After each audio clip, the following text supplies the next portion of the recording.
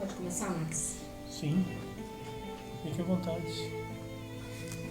Soberano Deus, Oh, Jesus. graças te damos, Senhor, por mais uma vez estarmos aqui reunidos, Senhor. Por mais uma vez o Senhor nos concedeu a oportunidade, Senhor, de poder sentir a tua presença, Senhor. Obrigado, Pai, porque nós temos livre acesso, Senhor, ao trono da glória. Obrigado, Senhor, porque a sua presença tem se feito, Senhor, real neste lugar. Obrigado, Pai, porque o Senhor tem cuidado de nós. Obrigado, Senhor, porque o Senhor tem levantado um povo, o Senhor tem tocado num povo para fazer a diferença, Senhor. Que nós possamos ser usados, ó Pai, mas que antes de fazermos a diferença lá fora, nós possamos ser diferentes, ó Pai. Ah, Jesus, que o Senhor venha crescer, ó Pai, em nós, que a sua glória, ó Pai, seja maior que tudo em nossas vidas, ó Pai. Ah, Senhor, porque nós vivemos para Ti, nós dependemos de Ti, Senhor. Ah, Deus, eu quero te pedir neste momento que o Senhor venha tomar o seu lugar aqui, ó Pai. Que nada seja do homem nesta noite, ó Pai, mas que o Teu Espírito Santo venha falar, que nós possamos sentir, ó Pai, além da Sua voz, nós possamos começar a sentir o aroma, o perfume da Tua presença, Senhor. Ah, Deus, que o Senhor venha assim fazer maravilhas no nosso meio, ó Pai. Que o Senhor venha nos transformar a cada dia, Senhor. Eu entrego a vida, Senhor, de cada um que está aqui nesta noite nas Tuas mãos. Visita aqueles que estão a caminho, Senhor. Mas eu te peço agora, em especial, aqueles que não puderem estar aqui. Ah, Deus, o Senhor conhece o dia a dia de cada um, a luta, as dificuldades, ó Pai.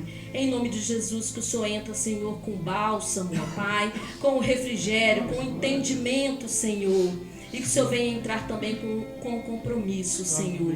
Que aquele compromisso que o Senhor tem conosco, que nós possamos honrar e ter um compromisso contigo, Senhor. Porque sem Ti nada somos, ó Pai.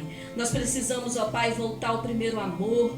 Nós precisamos, ó Pai, olhar para o céu e declarar que o Senhor é o Senhor e fazer jus ao que falamos, ó Pai. Que nós possamos viver, Senhor, realmente aquilo que nós falamos, ó Pai. Que o Senhor venha, Senhor, a cada dia reinar em nossas vidas. É o que eu lhe peço, ó Pai, em nome de Jesus. Amém, Senhor.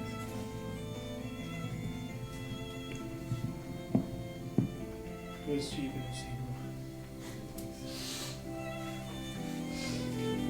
Pode ficar à vontade. Pode começar o maná aí. A paz do Senhor. Amém. Aqui eu estou aprendendo com vocês. Aqui não tem teologia, aqui não tem um outro tipo de sabedoria, mas tem aquela sabedoria que eu tenho buscado do Senhor todos os dias. Tem aquela sabedoria que nós encontramos na palavra do Senhor. E temos o Espírito Santo, que ele foi enviado para nos direcionar, para nos ensinar. Então aqui nós vamos aprender juntos. Que você possa estar... Vamos acompanhar a apostila. Vamos começar por ela para depois a gente dar sequência a outra parte. É a quarta aula, tá? Espiritualidade. E viveu Enoque 65 anos e gerou a Matusalém.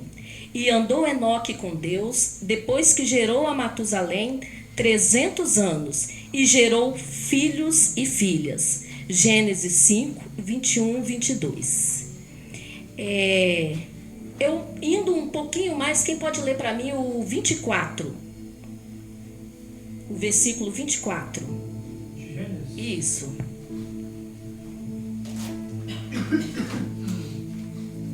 Gênesis 5, 24. Isso.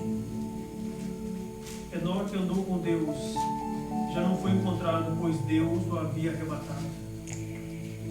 Lindo, né? Eu fico imaginando hoje. Pensa, Deus te chamar porque Ele quer andar com você. Porque Ele quer caminhar. Ele quer conversar com você. E é isso assim que Deus tem tocado, porque Ele está no trono, sim, mas nós temos o livre acesso. Nós podemos convidar o Senhor todo dia e trazer o Senhor para as nossas vidas. É esse Senhor que, apesar de todo o poder, de toda a majestade, é Ele que está de braços abertos para nós. E muitas vezes é nós que não vamos até Ele. Continuando aí. E estando também Samuel já deitado, antes que a lâmpada de Deus se apagasse no templo do Senhor, onde estava a arca de Deus, o Senhor chamou a Samuel e disse ele: eis-me aqui. É em 1 Samuel 3, 3, 4. E mais adiante ainda tem um versículo que fala que Deus novamente, Samuel, Samuel, Samuel. E Deus muitas vezes tem gritado.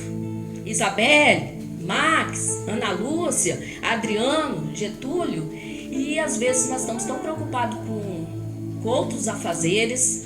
Queremos às vezes ouvir a voz de um profeta. Vamos em outra igreja às vezes buscar alguma coisa, querendo ouvir a voz de Deus. E Ele está nos chamando e nós não estamos atentos. Que nós possamos entender que a palavra não muda. O Senhor, Ele é o mesmo. E Ele continua nos chamando.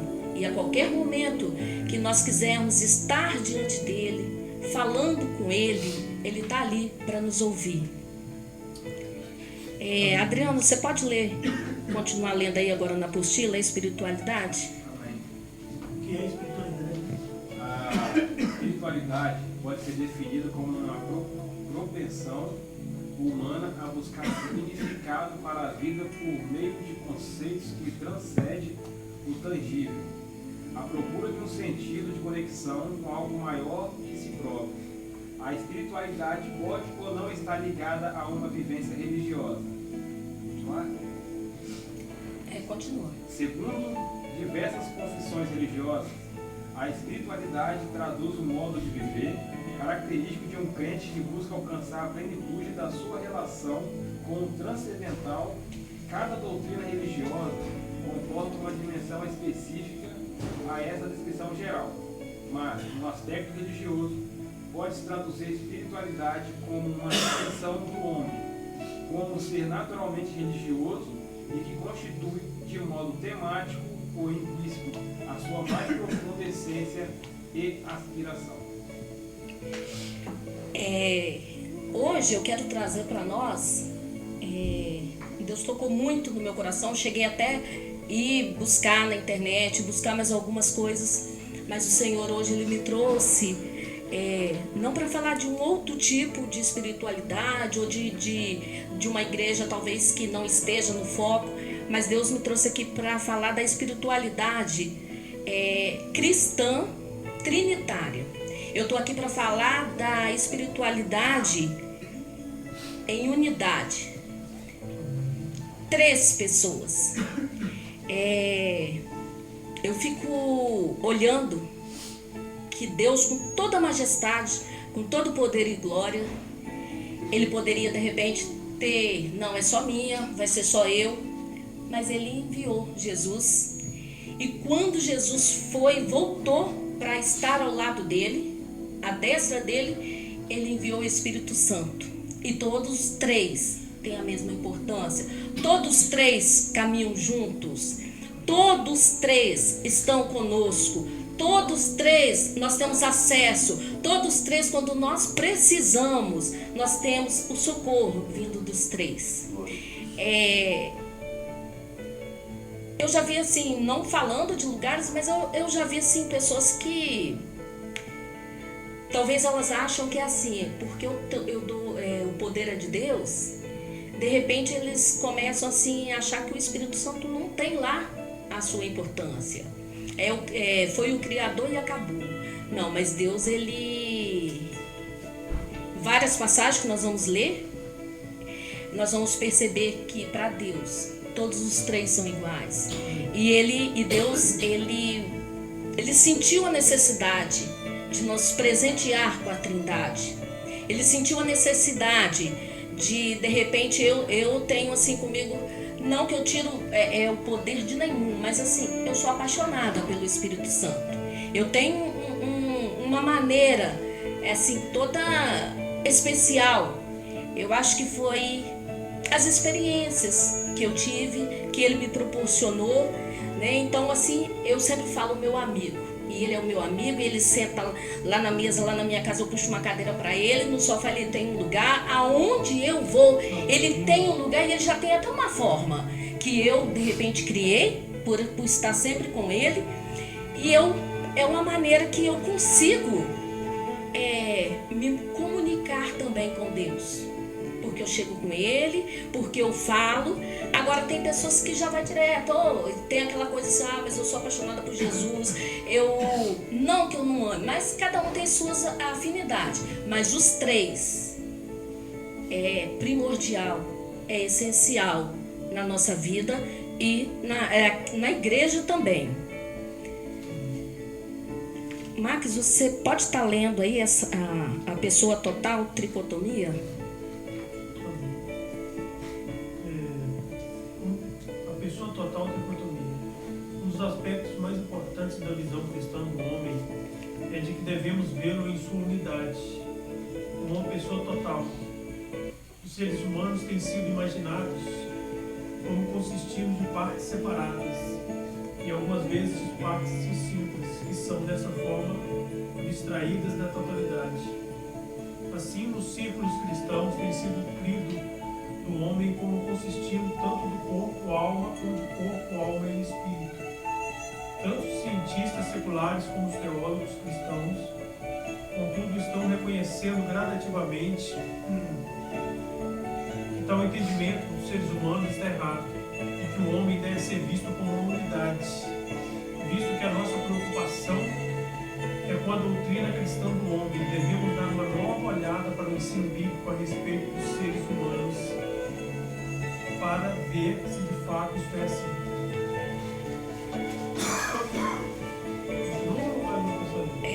Isabelle.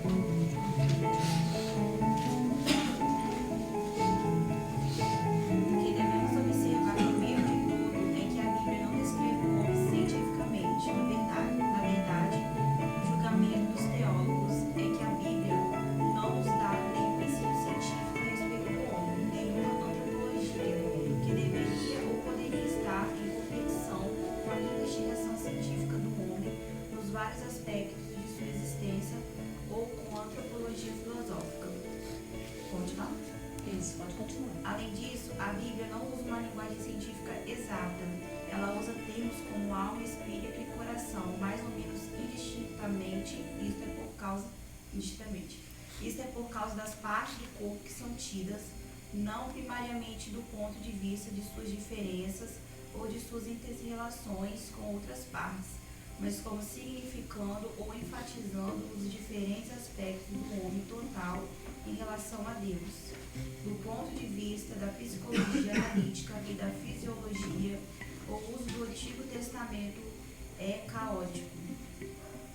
Ele é pesadelo do anatomista quando qualquer parte pode ser entendida como sendo a totalidade.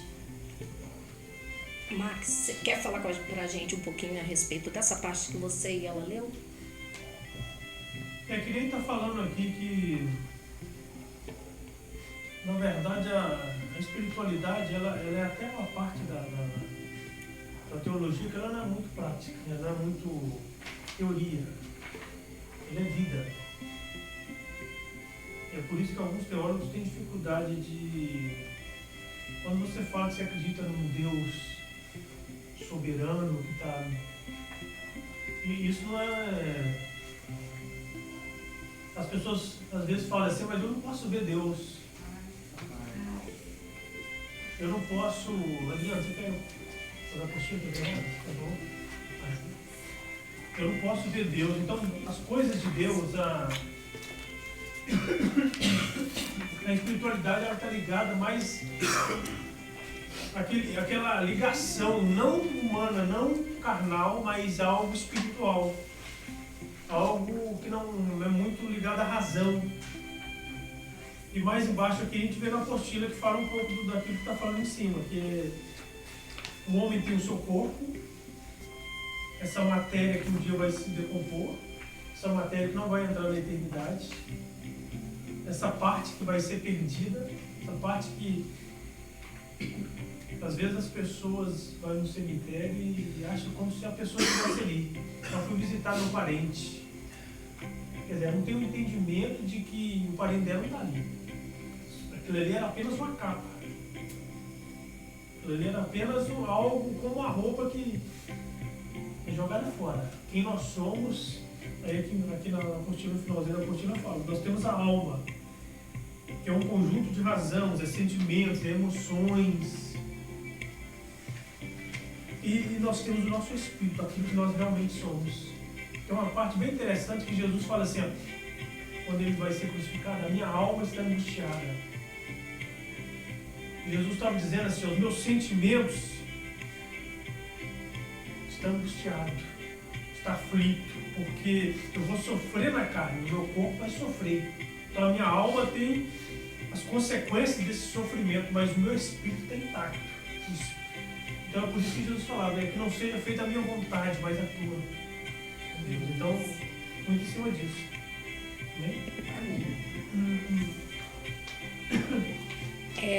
Eu gostaria que alguém abrisse aí a Bíblia em João 3, de 1 a 6. Outro, João 10, 30. Outra pessoa aí, 1 Pedro 1, 35. João 3, de 1 a 6. João 10, 30. Isso, João 10, 30 e 1 Pedro 1, 35. E coloca esse pessoal para ler. João 3. Pode sim. E havia entre os fariseus um homem chamado Nicodemos, príncipe dos judeus. Este foi ter de noite com Jesus e disse, Rabi, bem sabemos que és mestre vindo de Deus, porque ninguém pode fazer esses sinais que tu fazes, se Deus não for com ele. Jesus respondeu e disse, na verdade te digo, que aquele que não nascer de novo não pode ver o reino de Deus. Disse-lhe Nicodemos, como pode um homem nascer sendo velho? Porventura pode tornar a entrar no ventre de sua mãe e nascer? Jesus respondeu, na verdade te digo, que aquele que não nascer da água e do Espírito não pode entrar no reino de Deus. O que é nascido da carne é carne, e o que é nascido do Espírito é Espírito. Aleluia. João 10, 30. Eu e o Pai somos um. 1 Pedro 1, 3, 5. Bendito seja, 1 Pedro, né? Isso. 1, 35. 1,35? Não, 1,35.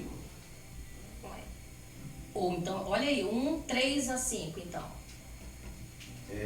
1, 3 a 5. Bendito seja o Deus e Pai de nosso Senhor Jesus Cristo, que segundo a sua grande misericórdia, nos gerou de novo para uma viva esperança, pela ressurreição de Jesus Cristo dentre os mortos. Isso mesmo? Aleluia, isso mesmo. A espiritualidade cristã é trinitária. E nós vemos aí versículos que falam disso. E que é o que eu falei aqui no início, assim, que Deus, ele fez questão. Ele deu o seu Filho. Quando Jesus voltou, veio o Espírito Santo. Então, nós precisamos viver essa unidade. E nós precisamos entender que existe essa trindade. E que precisamos reconhecer essa trindade nas nossas vidas. Para a comunhão do amor, graça e vida, que Deus nos convida a participar e também para repartir. Do Pai recebemos esse amor e desse amor partilhamos. Do Filho recebemos a graça e essa graça distribuímos. Do Espírito Santo recebemos vida, iluminação e consolo. A Trindade, ela não é só uma doutrina, ela é um molde que dá forma ao nosso jeito de ser. Porque se nós somos semelhantes à imagem e semelhança, então nós precisamos viver de tal forma, precisamos tentar alcançar realmente essa semelhança, fazer jus a essa semelhança. Alguém pode ler aí Mateus 28, 19? 28, 19. Isso.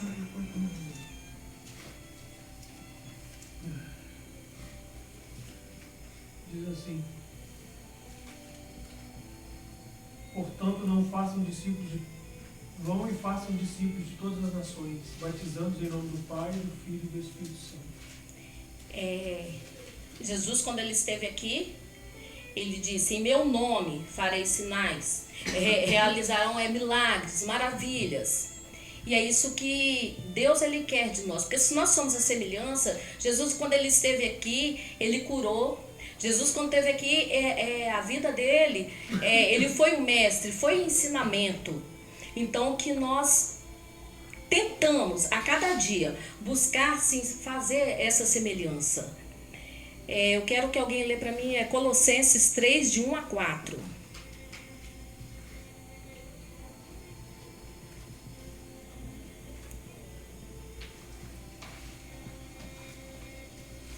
Colossenses 3, de 1 a 4. Quem encontrou pode ler. Depois a gente pode ler uma parte desse. Sim, pode deixar. Eu gosto dele. Eu também gostei.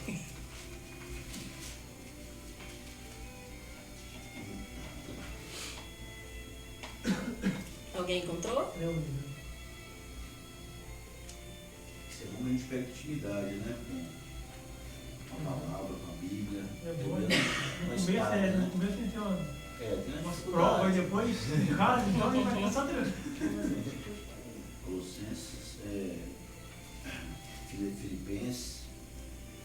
Colossenses Tem 3, 24. livro que a pessoa olha assim e fala: nossa, tem na Bíblia. Colossenses 3, de 1 a 4. De 1 a 4. Antes de conhecer, tem hora que eu te falar. 3, de 1 a 4. Isso. Pode ler? Pode. Portanto, se fostes ressuscitados juntamente com Cristo, buscai as coisas lá do alto, onde Cristo vive, assentado à direita de Deus. Pensai nas coisas lá do alto, não nas que são aqui da terra, porque morreis e a vossa vida está oculta, juntamente com Cristo em Deus. Isso aí tá bom. Esse aí é o molde, é o que nós devemos fazer. Nós estamos aqui para buscar as coisas lá de cima. Nós não estamos aqui pelas coisas terrestres. Isso aqui é passageiro. Mas nós estamos aqui para alcançar, para chegarmos à eternidade. Em cima disso, Sim, pode falar. um grande homem de Deus disse: nós não somos seres humanos vivendo uma experiência espiritual. Nós somos seres espirituais vivendo uma experiência humana. Aleluia. A nossa casa não é aqui. Logo, logo, estamos indo embora para casa. Então, nós não somos seres humanos. Parece que a gente é ser humano vivendo alguma experiência. Vai na igreja de vez em quando, vive alguma experiência, ouvir falar de Deus, mas não, nós somos seres espirituais. Aqui ele estava falando de um espírito aqui dentro. Nós não somos carne. A carne é apenas uma prisão, ela tem a ver com o pecado, por isso que ela não vai para o céu. Nós somos seres espirituais.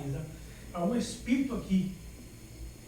E quando eu me ligo com Deus, o Espírito Santo, na única forma, o Espírito Santo, quando ele está em comunicação com o meu espírito, quem eu sou, e o Espírito Santo ligando com Deus, a gente se torna um com Deus. Tem aquela ligação direta, tem experiências. Amém? Amém. Amém. Dentro também disso daí, casa também, né? Lá em Romanos 12, né? Versículo 2. E não vos conformeis com este mundo, mas transformai-vos pela renovação do vosso entendimento, para que experimenteis qual seja a boa, agradável e perfeita vontade de Deus. Amém. Glória a Deus. Forte, né? Mais alguém quer falar alguma coisa? Ali também. Adriano? Não? A espiritualidade cristã trinitária, ela pratica o evangelho e é comunitária. Mateus 17, de 1 a 5. É que a gente lê mesmo. E tudo é isso, né? Mateus 17. 17, de 1 a 5. Vamos sair craque daqui hoje. 17 de 1 a 5. 6 dias depois, tomou Jesus consigo a Pedro e a Tiago e a João, seu irmão, e os conduziu conduziu em particular a um alto monte, e transfigurou-se diante deles, e o seu rosto resplandeceu como o sol, e as suas vestes se tornaram brancas como a luz. E eis que lhes apareceram Moisés e Elias, falando com ele. E Pedro, tomando a palavra, disse a Jesus: Senhor, bom é estarmos aqui. Se queres, façamos aqui 3 tabernáculos, um para ti, um para Moisés e um para Elias. Até o 5? Isso, pode ir. E estando ele ainda a falar, eis que uma nuvem luminosa os cobriu. E da nuvem saiu uma voz que dizia: Esse é o meu filho amado, em que me comprazo, escutai-o. Aleluia, amém. Aqui os discípulos tiveram experiência com a transfiguração, eles viram Jesus glorificado, o corpo de Jesus glorificado, viram E ouviram a voz de os Deus. profetas aqui glorificados, eles ficaram, E ouviram a não voz de quero Deus. mais Ele disso, falou, não. Pedro falou que não quero ter mais experiência com eles. E aí nós vimos que Jesus ele não foi sozinho, ele não estava sozinho nesse momento. Aí quando eu digo que a espiritualidade, ela é comunitária também, é porque nós trazemos isso aqui para nosso meio, para a igreja. Nós precisamos um do outro. Nós precisamos, ontem mesmo é o que nós estávamos falando aqui na reunião, há uma necessidade de reunirmos, há uma necessidade de orar, há uma necessidade de estar transmitindo a palavra, há uma necessidade de amar. Isso aqui é bíblico. Por isso você congregar, por isso nós estarmos aqui junto, porque hoje eu posso estar de repente entristecida, eu hoje posso estar com algum problema, mas aí eu chego aqui e o Adriano com aquele amor, com aquele carinho, ele chega aqui na frente, ele fala uma palavra que vai encher o meu coração. Nós viemos aqui, nós vivemos, nós precisamos se alimentar do Evangelho. Nós precisamos estar fortalecidos, precisamos estar buscando, por isso o motivo das orações, por isso o motivo da gente estar sempre se consagrando ao Senhor, por isso o motivo de estarmos aqui reunindo. Muitas vezes aqui, quando nós estamos aqui reunidos, é uma força até para o nosso pastor, porque ele, como nosso guia espiritual, que é aqui na igreja, ele também tem as dificuldades dele, ele também tem as limitações dele, ele também muitas vezes chega aqui quebrado, tanto fisicamente ou emocionalmente, porque nós somos humanos, e aí ele precisa chegar aqui, talvez muitas vezes ele está precisando de um abraço. O abraço que talvez eu, Ana Lúcia, chego aqui e não recebo, e talvez saia falando: poxa, o pastor não me abraçou. E será que eu parei para pensar que ele também estava precisando? Então, eu vejo quando Jesus ele não foi sozinho. Ele tinha pessoas com ele. Ele sempre se cercou de pessoas. Ele escolheu os 12 discípulos para andar com ele. Ele poderia curar sozinho, levantar a voz, impor a mão e curar sozinho, mas ele também passou esse ensinamento. Ele também partilhou. Então eu entendi que quando eu comecei a estudar aqui sobre essa unidade, eu vi muito de partilhar, de compartilhar. E é isso que nós devemos fazer. Eu tenho aprendido que toda vez que eu dobro o meu joelho, que eu peço: Senhor, me encha, eu quero ser cheia, eu também tenho que pedir: Senhor, vai lá em cada irmão, encha meus irmãos também. Eu tenho que chegar aqui na igreja, se hoje eu for ministrar a palavra, eu tenho que chegar aqui e pedir ao Senhor para Ele me encher, mas eu tenho que pedir para encher as pessoas que estão aqui também. Eu tenho que querer essa presença do Senhor para todos, porque foi isso que Jesus fez. Ele partilhou o ministério dele enquanto ele esteve aqui. Ele deixou ensinamentos e hoje nós temos isso também. Cabe a nós estar fazendo. Cabe a nós pegar todo aquele ensinamento que o Senhor nos deu e estar aqui. De repente, às vezes nós não acreditamos em nós, mas nós temos que ter confiança no Espírito Santo, confiança em Jesus, confiança em Deus.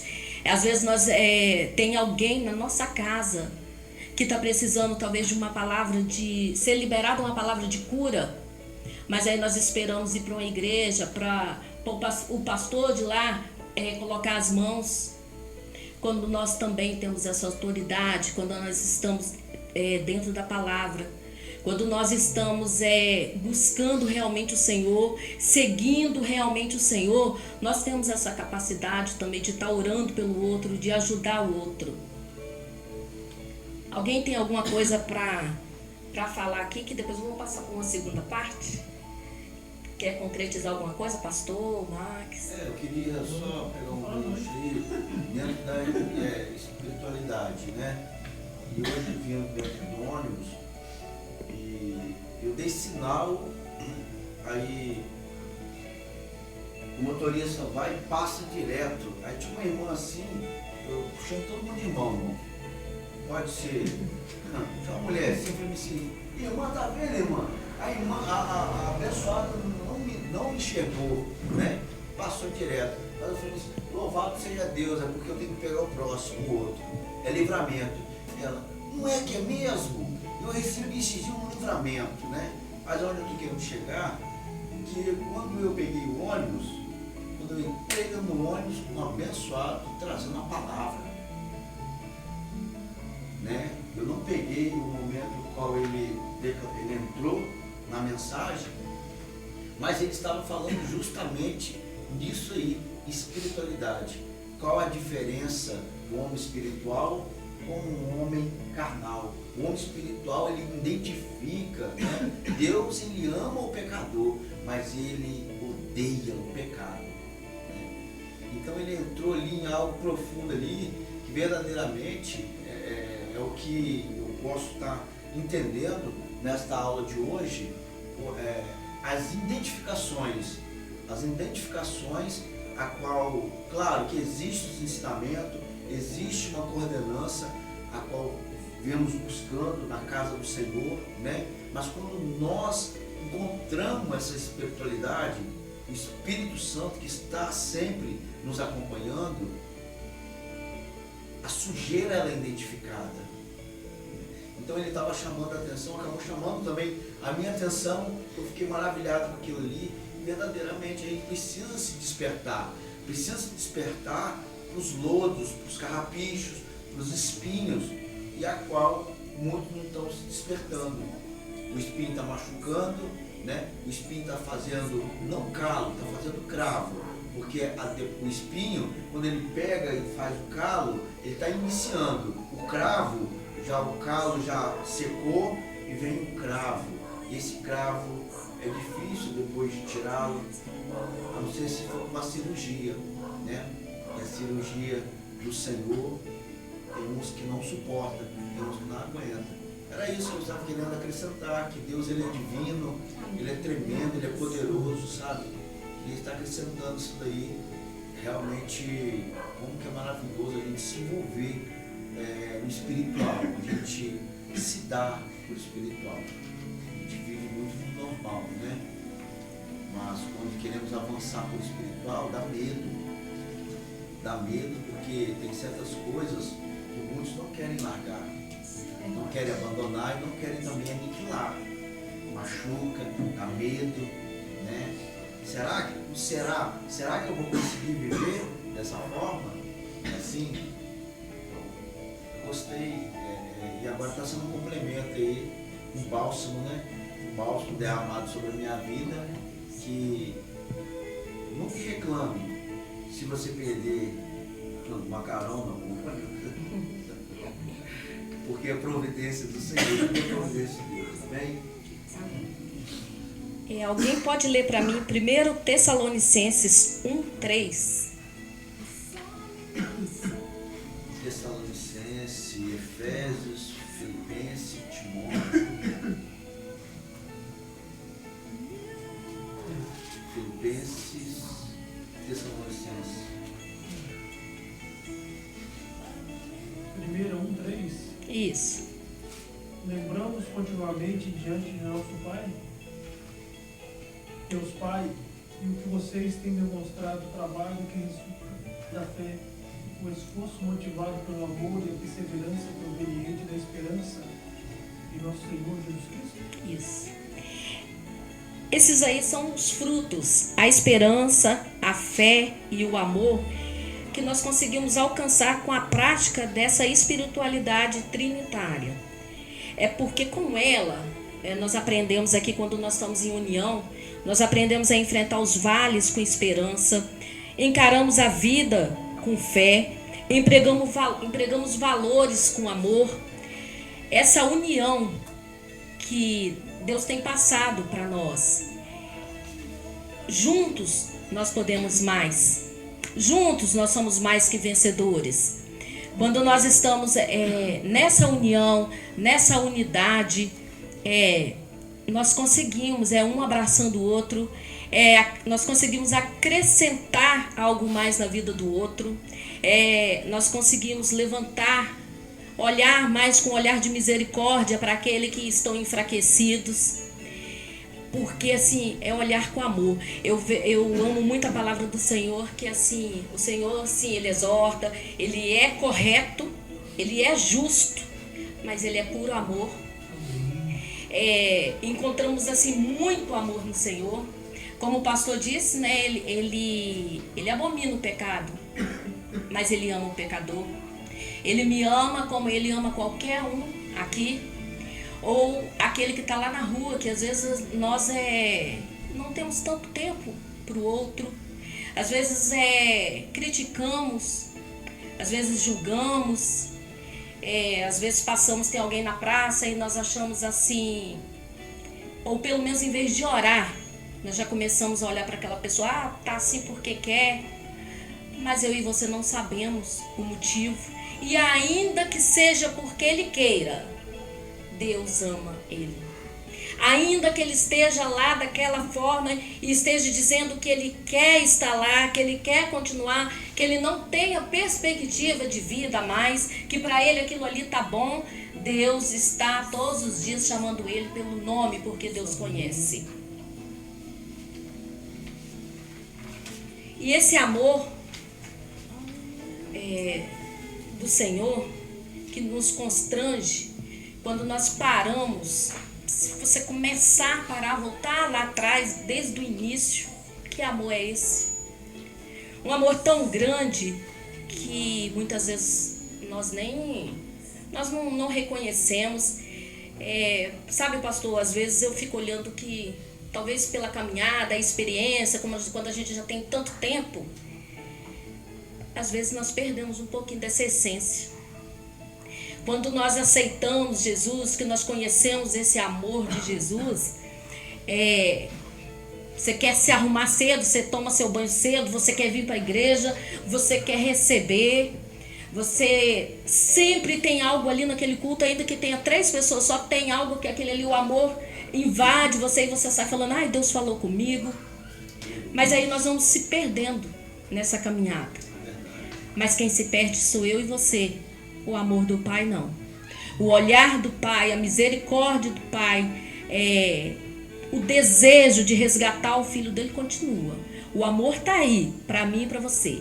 Todos os dias batendo a porta. Todos os dias esperando por nós.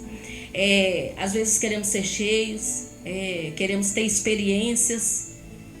Mas como é que está o nosso coração de verdade com o Senhor? Como é que está o nosso amor com esse Deus? Como é que está a minha disposição? Eu quero, mas como é que está a minha entrega? Como é que está a minha vida? Como é que eu estou enxergando e olhando para esse amor? Será que eu estou realmente reconhecendo? Quando eu abro a boca e digo que Deus, Ele é majestoso, eu conheço realmente? Eu estou reverenciando realmente? Eu estou entendendo realmente essa majestade na minha vida? Max, você pode ler alguns trechos aqui? Que eu já chorei tanto com esse livro. Um livro, foi ele que extraiu algumas coisas pra gente assim. E eu queria que você acompanhasse na sua apostila. Ele não vai ler tudo. Eu queria pedir que vocês levassem com muito amor e carinho. E que vocês estivessem assim no secreto, se possível, só você e Deus. lendo e imaginando tudo isso que está escrito, essa passagem, e trazendo Deus à existência, trazendo esse amor à existência para a sua vida. Amém. Pode ler. Esse livro ele é um espanhol que escreveu, Raimundo Lulo, o nome dele, na verdade. Raimundo Lulo. Aí ele fala sobre a espiritualidade. O título é O Livro do Amigo e do Amado. O amigo simbolizando um homem que busca desesperadamente a presença de Deus, o amado, né? É descrito. Toda vez que fala o amigo, fala desse homem, e do amado fala de Deus, a presença de Deus. Começa falando um pouco assim de como é que é escrito o livro, bem rapidinho assim. Sobre a vida que levava o ermitão Blanquerna. Blanquerna costumava levantar-se à meia-noite, abria as janelas da sua cela para ver o céu e as estrelas e começava a sua oração, o mais devotadamente que podia, de tal modo que toda a sua alma estivesse mergulhada em Deus, e os seus olhos em lágrimas e prantos. Blanquerna contemplava Deus e chorava longamente até a madrugada. Depois entrava na igreja, tocava as matinas e via o diácono que o ajudava. Após a aurora, cantava na igreja. Terminada, Blanquerna dirigia algumas palavras sobre Deus ao diácono, para que se enamorasse dele, e ambos, falando de Deus e de suas obras, choravam juntos por causa da grande devoção que sentiam nas palavras que dizia. Depois disso, o diácono entrava na horta, trabalhava um pouco, e Blanquerna saía da igreja e distraía sua alma do trabalho que tinha suportado. E dirigia seu olhar para as montanhas e as planícies, para daí tirar alguma recreação. Logo que Blanquerna se sentia reconfortado, entrava em oração e contemplação, e lia o livro da Divina Escritura e o livro da contemplação, e permanecia assim até a hora da terça. Depois oravam a terça, a sexta e a nona. Depois da terça, o diácono retornava e preparava algumas verduras e legumes para Blanquerna, na horta ou em outras coisas. Blanquerna trabalhava para não ficar ansioso e ter menos saúde. Entre o meio-dia e a hora da nona, depois de ter comido, voltava sozinho para a igreja para dar graças a Deus. Alguém quer continuar lendo uma parte? Depois nós vamos voltar lá para falar. Terminada a sua oração, costumava passear uma hora pela horta até a fonte, ou por todos aqueles lugares onde melhor pudesse alegar sua alma. A seguir, dormia para melhor aguentar o trabalho da noite. Terminado o sono, lavava suas mãos e o seu rosto e esperava até que tocasse as vésperas para as quais voltava o diácono. Acabadas as vésperas,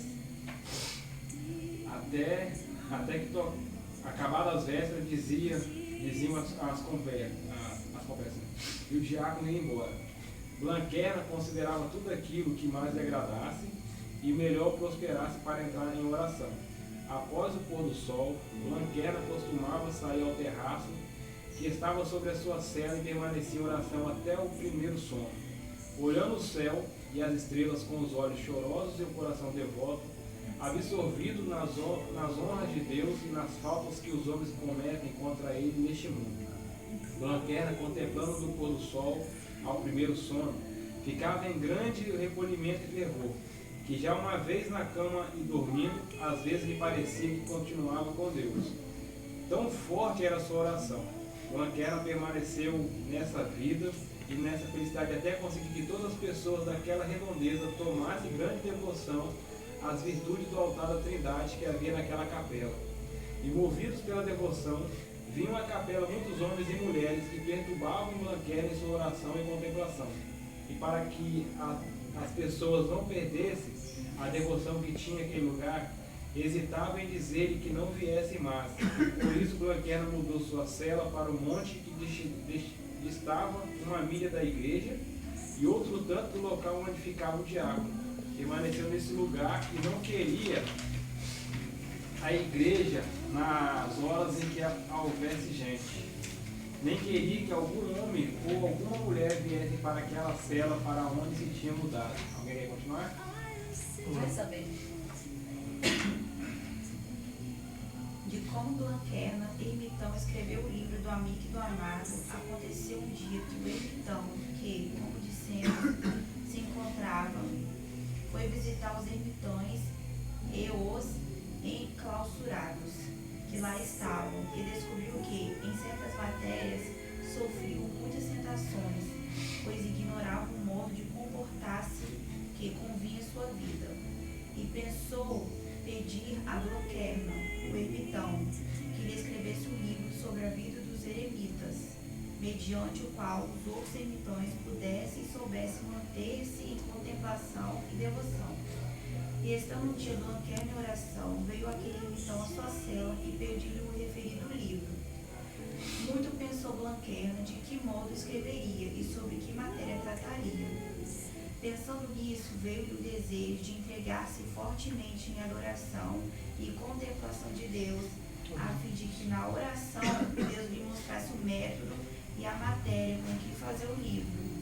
Enquanto Blanquerna chorava e adorava, quando sua alma para Deus se levantava com a sublime extremidade de suas forças, sentiu-se Blanquerna fora de si, pelo grande fervor e devoção em que estava, e compreendeu que a força do amor não segue mérito algum, quando o amigo ama fortemente a seu amado. Daí que Blanquerna quis fazer o livro do amigo e do amado, entendendo por amigo fiel e devoto cristão, e pelo amado a Deus. Enquanto Blanquerna estava nessa consideração, lembrou-se de que uma vez, sendo ele líder, um sarraceno contou-lhe que entre eles havia algumas pessoas religiosas, as quais são muito respeitadas e estimadas, e que se chamam sufis, e que têm o costume de dizer as palavras do amor com exemplos breves que inspiram aos homens uma grande devoção. São frases que precisam de uma curta explicação, mediante a qual o entendimento se levanta mais alto, e por causa dessa elevação, a vontade também sobe e multiplica-se em sua devoção. Depois de ter considerado tudo isso, resolveu Blanquerna fazer o livro segundo esse método, e disse ao ermitão que voltasse, pois brevemente enviar-lhe-ia pelo diácono o livro do amigo do amado, com o qual poderia multiplicar o fervor e a devoção dos ermitões, que desejava enamorar de Deus. Eu só tenho. O livro na verdade é grande, mas aí eu separei só alguns trechos para a gente ler, e ele começa assim: o amigo perguntou ao seu amado se havia nele alguma coisa ainda por amar. O amado respondeu-lhes que sim. Ainda restava por amar aquilo que podia multiplicar o amor do amigo. Chorava o amigo e dizia: quando chegará a hora em que cessarão no mundo as trevas e os caminhos infernais? E quando a água que costuma descer ganhará a tendência natural de subir? E quando será em maior número os inocentes que os culpados? Quando se gabará o amigo de morrer pelo seu amado? E quando o amado verá o amigo fenecer pelo seu amor? Então é um diálogo que o amigo às vezes fala, o amado, é como se o homem, o cristão falando e Deus respondendo, às vezes Deus falando e ele respondendo. Então é uma intimidade, aquilo que nos deixa assim algo para a gente depois estar lendo, estar analisando. E tem algumas partes bem interessantes. Por exemplo, lá no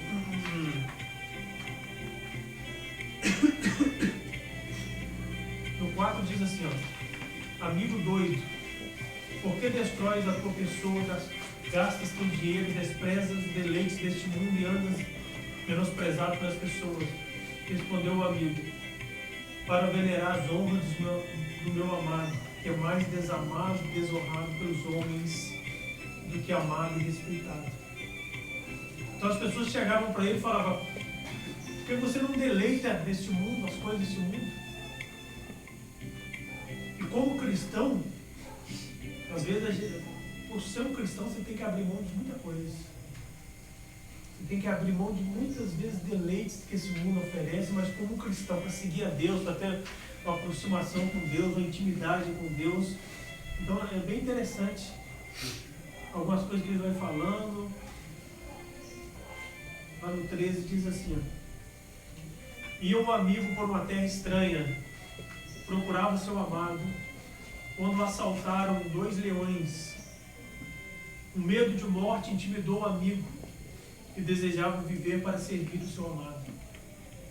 Dirigindo suas lembranças para o amado a fim de morrer de amor, com ele mesmo padecer a morte, enquanto o amigo lembrava o amado, os leões vieram mansamente lamber as lágrimas dos seus olhos, eles beijaram as mãos e os pés, e o amigo pôde ir em paz buscar o seu amado. Então ele é um livro bem profundo, ele é um livro poético, na verdade, né? 14, a Nádia vai ler para a gente, né? Depois a Thalita vai ler o 15.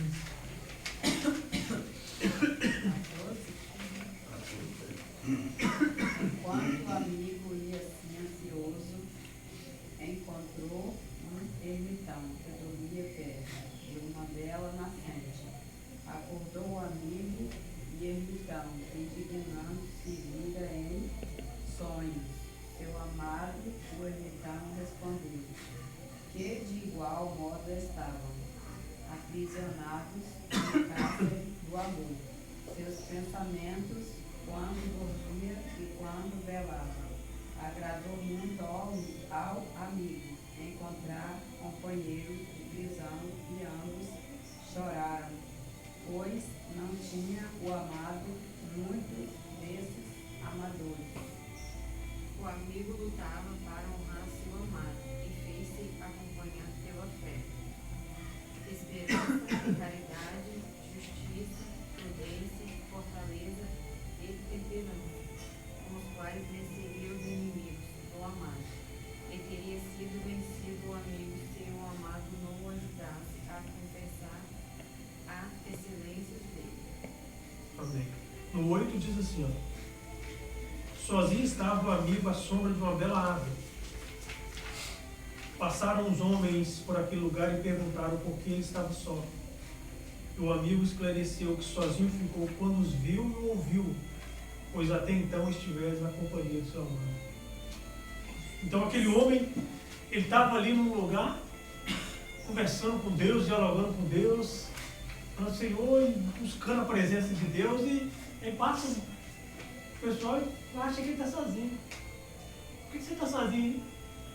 Aí foi bem interessante que quando aqueles homens, na verdade, quando tem muito movimento, às vezes Deus se retira. Então quando aqueles 2 homens vieram à direção dele, Deus se retira um pouco. Ele fala, eu fiquei sozinho logo que vocês chegaram. Eu estava na companhia da pessoa mais importante de vocês. Então, ele tem uma ligação bem forte sobre espiritualidade, é isso, uma intimidade. E a gente precisa entender o que é todo dia acordar e dar um bom dia ao Espírito Santo, agradecer a Deus, é você se trancar no seu quarto e as pessoas baterem lá. Às vezes uma coisa importante é as pessoas entenderem que você está conversando com a pessoa mais importante. Você está conversando com uma pessoa que você precisa pedir a direção, que você precisa pedir conselhos, e nós precisamos entender esse hábito. Antigamente, os puritanos, depois nós vamos ter uma aula sobre eles, eles tinham esse hábito de essa intimidade com Deus, simplicidade, conversar com Deus, estar íntimo de Deus. E a gente começa, às vezes, a igreja hoje em dia, ela tem tanta coisa, ela tem a oportunidade de fazer um templo bonito, de ter cadeiras bonitas, de ter tantas coisas, e a gente vai perdendo a simplicidade do Evangelho, das coisas de Deus.